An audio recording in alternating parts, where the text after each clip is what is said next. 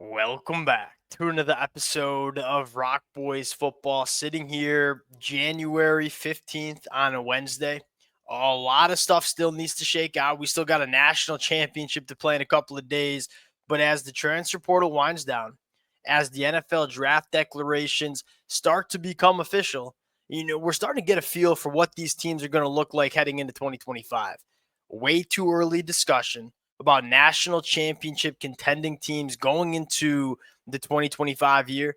Before we even get into it, y'all let it fly in the comment section. I am sure there's probably not a single person listening to this that doesn't have a problem with this list. And that's kind of the beauty of doing it. So let it fly in the comment section. Teams I'm sleeping on, teams I'm too high on. Appreciate you guys rocking with it. If y'all do enjoy the content, consider subscribing to the channel. Without further ado, let's get into this one. Let's start with, if you were to sit me down January 15th of 2024, 2025, that is, excuse me, and say, hey, who's winning the national championship next year? I'd probably say the Texas Longhorns. And for a couple of different reasons. Now, yes, Texas has to replace some really good football players that are moving on to playing on Sundays. I think most notably Quinn Ewers, most notably both your tackles and Cam Williams and Calvin Banks. Why I'm taking Texas is one, love what Coach Sark kind of has in the pipeline. I mean, this is becoming a program that has the capability of replacing those caliber players because they get it going on the recruiting trail. But I think most notably, the thing that is going to change the most for Texas, I think they're going to upgrade at quarterback with Arch Manning.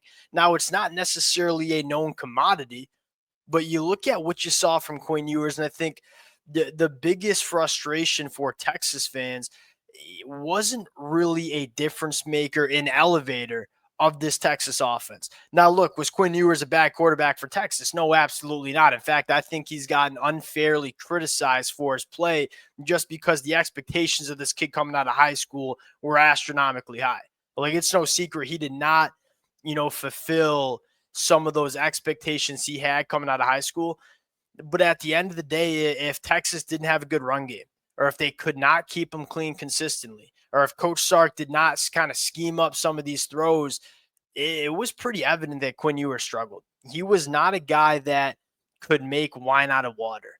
And when you're looking at quarterbacks that can go win you a national championship, you need quarterbacks that can make some things happen. And Quinn Ewers just seemed a little bit capped in terms of what he could be as a playmaker, as a difference maker. You look at Arch Manning. I mean, I think just as good of arm talent, if not better. But also, when you look at Arch Manning, significantly better athlete, significantly better playmaker at the position. You get CJ Baxter back at running back. Again, I think they've recruited the offensive line exceptionally well because Texas was clear. There's a reality where Texas wins the national championship in the 2024 year. But I think the quarterback play held them back. I think you're going to get a bona fide difference maker going into the 2025 year. Number two, Ohio State. Now, Ohio State, there's a lot of talent that needs to be replaced. There were a lot of guys that came back from that 2023 team that are now on the 2024 team that, quite frankly, just should be in the NFL, right? Travion Henderson, Jack Sawyer, JTT. There's a long list of those kind of guys. Denzel Burke at cornerback, Emeka Buka at wide receiver. They have a little bit of a logjam, and they're going to put out a ton of NFL draft picks, and so they need to replace a lot of those guys. But similar to Texas, they're a team that recruits the way where they can kind of replace those type of dudes. Now, I think the biggest question mark you have is, one, what's the quarterback position going to look like? I think there's a lot of confidence in the true freshman right now are going to be a redshirt freshman, Julian Sayin. And I think there's the question I have that's biggest for Ohio State is probably the depth. Why is Ohio State playing their best football in the month of December and January? They're just a really deep team. And because of all those guys we listed that came back for one more year, I mean, you look at the twos on this defense, even on the defensive line, it's like NFL dudes that are playing in reserve roles right now that are only playing 20 snaps a game. What happens when that depth isn't as there as it was in 2024? That's probably the question you have for Ohio State, but make no mistake about it, they will have enough difference makers to win a national championship next year. Number three, the Oregon Ducks. The big question with Oregon is similar to the conversation we just had with Arch Manning and Quinn Ewers for Texas. Can Dante Moore be that guy to elevate Oregon? Now, look, there's a lot of people that take the approach of, hey, we saw what Dante Moore was as a true freshman at UCLA. He ain't that good. I think that's a really poor mindset to have when you're talking about this Oregon offense. And you look at Dante Moore as a freshman, said one, he was a true freshman playing at the Power 4 level, playing on a UCLA offense that had one of the worst offensive lines, not a ton of difference makers. It was just not a good offense for a freshman to come in and have success. And you saw him make a lot of youngster mistakes. What does it look like, one, when he's surrounded by significantly more talent? And number two, what does it look like after that developmental year he had sitting behind Dylan Gabriel? Look, Dante Moore is a more talented quarterback than Dylan Gabriel. I mean, that arm, it's a little bit different than what DG brought to the table. I think Dante Moore, that again, kind of like Arch, it's a little bit of an unknown commodity, but it certainly could be better than what Oregon had in 2024. I think the second question is, all right, you got to replace a guy like Tez Johnson. You got to replace two NFL caliber tackles in Johnny Cornelius and Josh Connerly. I think they did a nice job in the transfer portal, but can they hold serve with those offensive tackles and Isaiah World and Alex Archie? That's probably another question you have. But they also have done a really good job stacking talent at the high school ranks. And it finally feels like Dan Lanning has built the pipeline he wants, so he doesn't have to use the transfer portal for so much of his roster like he did the last couple of years. That's the optimism that you have with Oregon. Notre Dame, you lose Riley Leonard. And it sounds like Notre Dame has a lot of confidence in the young quarterbacks, whether it's Angeli, whether it's Carr. I think that Notre Dame would be just fine at quarterback. The thing that stands out to me about Notre Dame is, one, your playmakers on the outside are going to be better. You're bringing Will Pauling from Wisconsin, the portal, Malachi Fields from Virginia. You have Jeremiah Love coming back. You have an offensive line that didn't have a single dozen, I should say dozen because they're still playing, doesn't have a single senior that is starting on the offensive line right now. They've endured a ton of injuries. I mean, this offensive line is only getting better going into 2025. We all know what Jeremiah Love can bring at the running back spot. You inject a little bit more talent in the wide receiver. But that, look, the way Marcus Freeman and Al Golden are running this defense, I feel good about the defense that they're going to have in the 2025 year. Make no mistake about it. This Notre Dame team is going to be competing for a national championship in the 2025 year as well. The biggest question being, what does the quarterback spot look like? Last but not least, in terms of that favorites tier, I'm going to go with Penn State. Drew's coming back. And look, Drew did not play very well against Notre Dame, but he did take a jump from the 2023 year. Now, can Drew play his best football in the biggest moments in 2025? That's going to be the question. Katron Allen and Nick Singleton are coming back. They got some things they got to fix, and they lose some players on defense that are really good. They got to get some difference makers at the wide receiver position. And, you're bringing a guy like Kyron Hudson, solid. I think Penn State needs a little bit of more, especially with Harrison Wallace and Amari Evans transferring out over the last 48 hours. They still have the bones of what made them so good in 2024. Now, I'm kind of thinking this through. You have to replace the defensive coordinator and Tom Allen as well.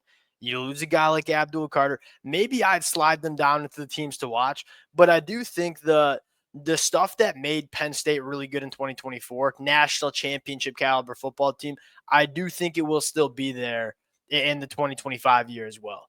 Now, excuse me, the next tier, start with Georgia. This is the first time I don't think I've had Georgia in that first tier in a really long time. And arguably they should be in that tier. The thing I look at Georgia with is Coach Bobo coming back. You have to replace Carson Beck, who I think Georgia fans are not giving enough credit to how good Carson Beck has been for them the last 2 years. And it's not to say I don't have confidence in Gunnar Stockton. He's just a little bit more of an unknown commodity. Now, the big thing that stands out to me about Georgia is that, yes, they've recruited very well, like Texas, like Ohio State, like Oregon. So they have that young pipeline kind of built. They brought in Zachariah Branch and Noah Thomas, which was by far the Achilles heel of this Georgia team in 2024. Is that enough to get this offense back to where it belongs in the 2025 season? That's my question. I think the second one is the run game and the offensive line. It just wasn't what we're used to seeing from Georgia. And you're losing some really good offensive linemen, right? Tate, Jared Wilson going to the NFL draft. Is that offensive line going to be the offensive line that we're used to seeing from Georgia when they were winning national championships? Because it wasn't in 2024. Is it going to get better in 2025 when you lose some really good football players like Jared Wilson, like Tate Ratledge? Clemson, this team's dangerous. This team might move up a tier as I do a little bit more digging on them. Like, just on the surface, Kate took a massive step in the right direction in the 2024 year. What does it look like going into 2025 as you return Bryant Wesco, as you return TJ Moore, as you return Antonio Williams, as you get Tyler Brown back, as you return pretty much every piece on the offensive line? This offense, and this is not how we're used to talking about Clemson over the last couple of years. Normally, when you talk Clemson, it's a really good defense. Is the offense going to be good enough? It's kind of reverse here. I look at the offense and say there's not many offenses I'm taking over Clemson going into the 2025 season. Is the defense going to be good enough? I think they crushed it with the Tom Allen hire. I think Tom Allen's one of those aggressive defensive coordinators that's going to maximize what this Clemson team is in the front seven, which just didn't feel like the case under Wes Goodwin. You look at Clemson, it's NFL dude after NFL dude on the defensive line and in that front seven. Can you maximize that? Can this defense play like they have an NFL caliber front seven in 2025? Because if they do, I like what they have in the secondary with some young pieces coming back. This Clemson team has the opportunity to be dangerous in the 2025 year. Miami Hurricanes. This is probably as high as you're going to see them. Carson Beck was a slam dunk for me. Yeah, Carson Beck's a slam dunk for me for a couple of different reasons. One, I'm just high on Carson Beck as a football player. I think he's been one of the better quarterbacks the last 2 years in college football, even though it wasn't as good in 2024. But I think, secondly, this is the ideal offense for Carson Beck. I mean, it's going to be a very good offensive line with a very good run game with Mark Fletcher and Jordan Lyle. Carson Beck is known to be a very, very good quarterback when you give him a run game and let him work off play action. Are the pass catchers on the outside good enough is probably the one question. And then secondly, is this defense fixed? I mean, you're bringing Corey Heatherman. I've always been under the assumption that, look, I think from a personnel standpoint, they addressed the secondary, which was priority number one. They did so. They brought in 3 of the top 15 cornerbacks in the portal, second best safety in the portal.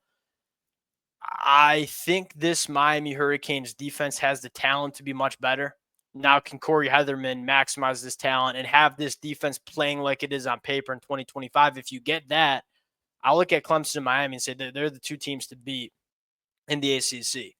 South Carolina, Lenore Sellers, does he take that step? Do the playmakers on the outside, Nick Harbor and Bennett, take that step? The offensive line, I expect to be a strength of South Carolina going into 2025, which has just not been the case for South Carolina over the last couple of years. A combination of crushing it on the recruiting trail, they stockpiling a lot of young offensive linemen that I think are good, with the combination of bringing in some nice veteran pieces. This is going to be a good run game.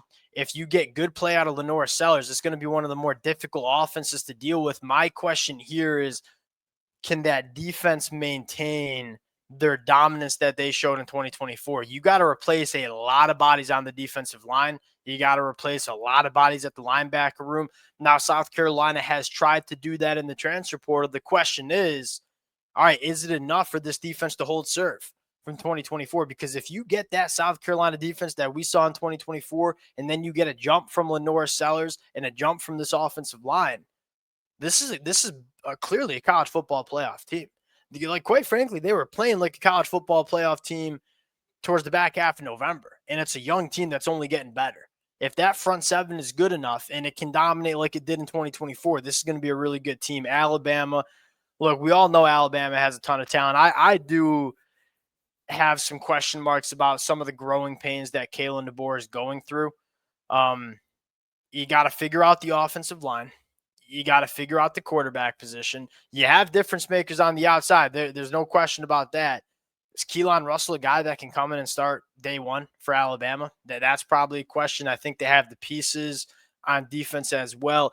There's just, and I think Alabama fans would agree with this, there's more questions than answers in terms of how we're used to talking about Alabama.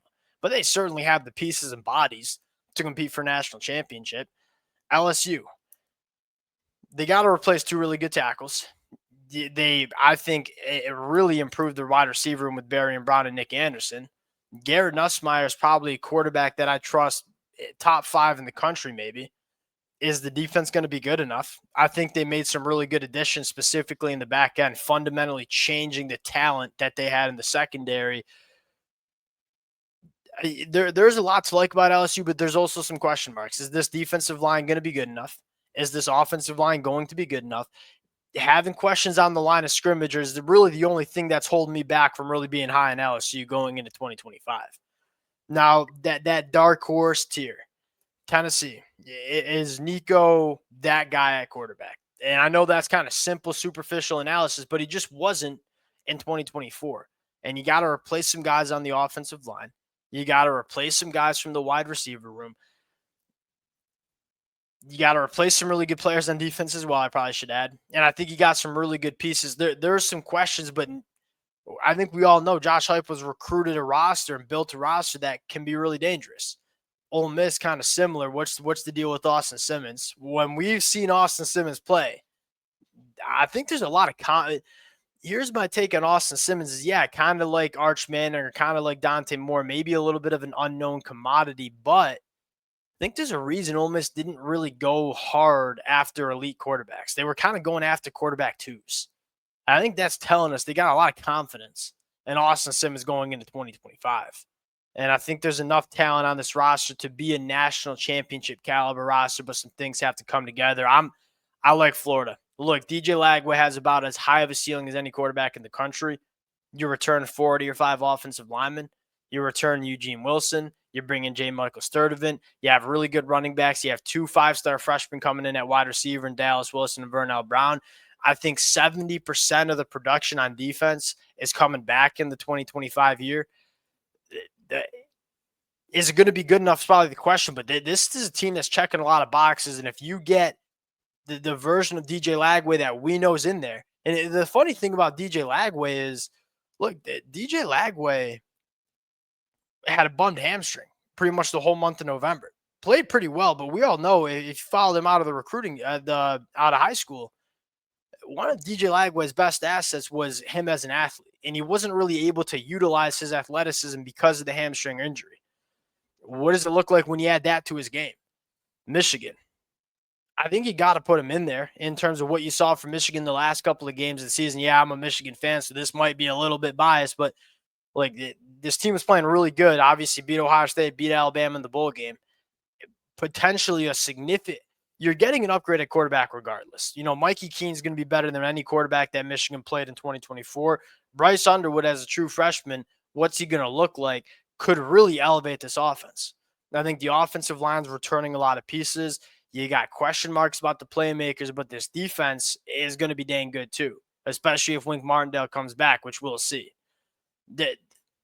This Michigan team, if you just had average quarterback play last year, would have been dangerous. I'm not saying they would have won a national championship, but they would have been dangerous. I think it's fair to say they'll get at least solid quarterback play in 2025. And that gives you some optimism as well. Michigan was kind of that weird team that they had to replace a lot of guys, and it showed early in the 2024 year. That's what I got. I might be sleeping on some teams, man. USC, Texas A&M probably could have made this list. Didn't want to include a whole top 25. We'll come out with that in a couple of days. This is where I sit right now. Would love to hear from you guys in the comment section. Appreciate you guys. Let it fly. Let me have it. We'll talk to y'all later.